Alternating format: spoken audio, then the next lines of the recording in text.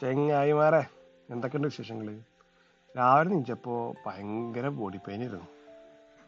അങ്ങനെ ബ്രഷൊക്കെ ചെയ്തതിനു ശേഷം നേരെ വല്ല പുറത്തൊക്കെ ഇറങ്ങി. നല്ല ക്ലൈമറ്റ് ആണ് ഇപ്പൊ. അങ്ങനെ കുറച്ചേരം ആ വെയിലും കൊണ്ട് പുറത്തിരുന്നു. കുറച്ച് കഴിഞ്ഞപ്പോ വിശപ്പിന്റെ പിടി ഇങ്ങനെ വരുന്നുണ്ട്. അങ്ങനെ പോയിട്ട് പൊറാട്ടയും മട്ടൻ കറി ഉണ്ടായിരുന്നു, അതും കഴിച്ചു.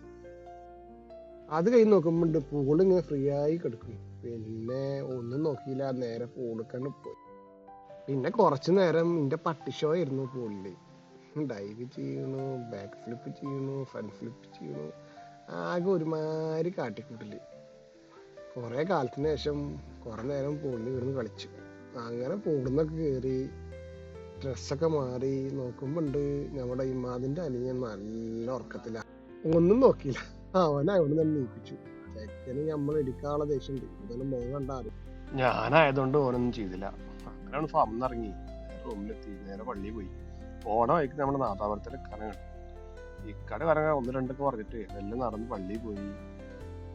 നിസ്കാരം കഴിഞ്ഞ് റൂമിലെത്തിയപ്പോണ്ട് കമ്പനിയിൽ നല്ല ബിരിയാണി കൊടുക്കുന്നത്. അങ്ങനെ അതൊക്കെ കഴിച്ച് ചെറുതായിട്ടൊന്നും മയങ്ങി. ശരിട്ടാ, അങ്ങനെ ആവട്ടെ. ബായ്.